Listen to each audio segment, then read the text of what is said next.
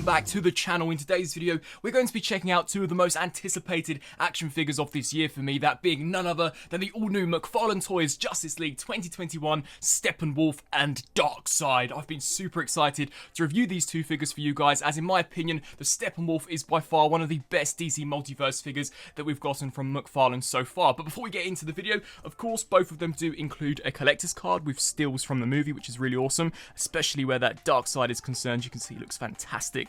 We've got a really awesome bio on the back here for Darkside as well, which of course you can pause and read, and the same also goes here for Steppenwolf. Now, as you probably would guess, Steppenwolf is based on his design from the Snyder Cut, not from the Justice League, which I'm actually very happy with, as I much prefer his look in the better Snyder Cut than what we got in that original movie. And the figures also do include the black plimps, which unfortunately you will more than likely actually have to leave on them, as they are a lot bigger, and due to the unusual foot design on Steppenwolf, it does mean that he does have a tendency to fall over. Both of them do also include weapons, but we'll start off firstly with Darkside's henchman. Here we've got Steppenwolf, and wow, the detailing on this figure is just a sight to behold from pretty much every single angle. I thought the cyborg was impeccable, but honestly the Steppenwolf is by far in a league of his own. He may in fact be one of the best mass-produced action figures that I've ever picked up. This guy looks incredible, and it literally blows my mind that McFarlane Toys can sculpt, paint and engineer articulation into such a fantastic figure and still keep him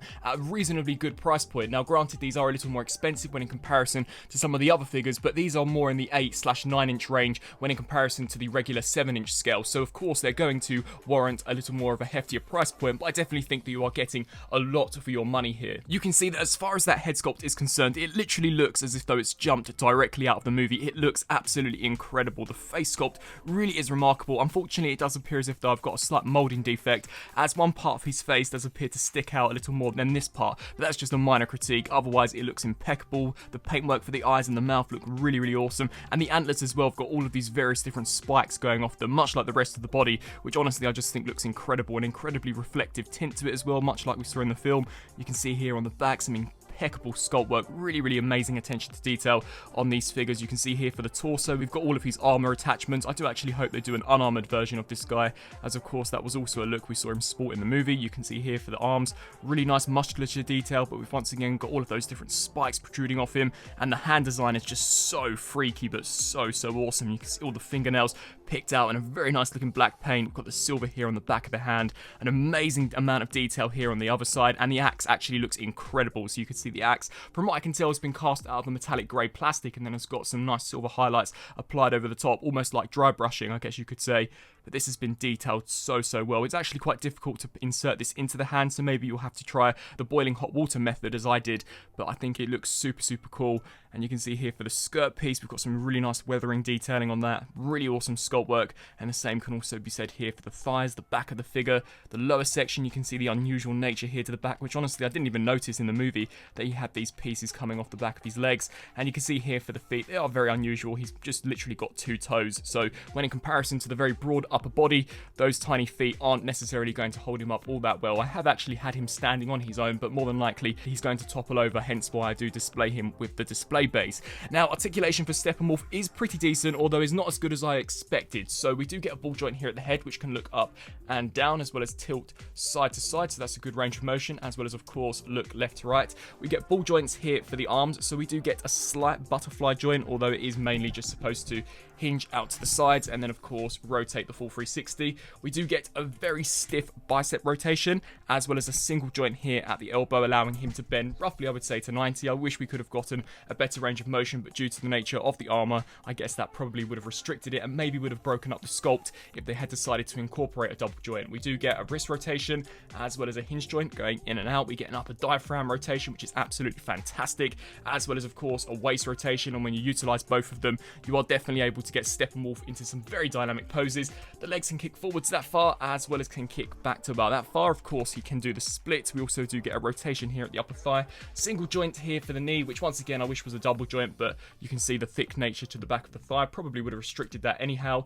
And here for the foot, this can of course pivot forwards and backwards, as well as rock side to side, and both of the toes are in fact individually articulated, which sometimes can cause as a problem, as the joints can actually give way, meaning that he is very likely to topple over. But certainly an impeccably detailed figure, amazing paintwork, and honestly is one of my favourite from the entire McFarlane DC Multiverse lineup so far. They've done such an incredible job. But turning our attention, of course, to Darkside, this guy is also fantastic. Now, sadly, we unfortunately didn't really see much of him in the movie, and I'm still holding out hope that the Snyderverse is in fact revived so that we can actually see this guy in more movies. But McFarlane Toys have once again done an incredible job. Now, at the time of this recording, there are a few rumours circulating that McFarlane are indeed going to be releasing an armoured version of this as a San Diego Comic-Con exclusive, and if that is the case, great. I cannot wait to see what that figure looks like. But you can see here for the unarmoured version, the face sculpt, oh my goodness, it just looks impeccable. The detail as well as the sculpt work and the paintwork,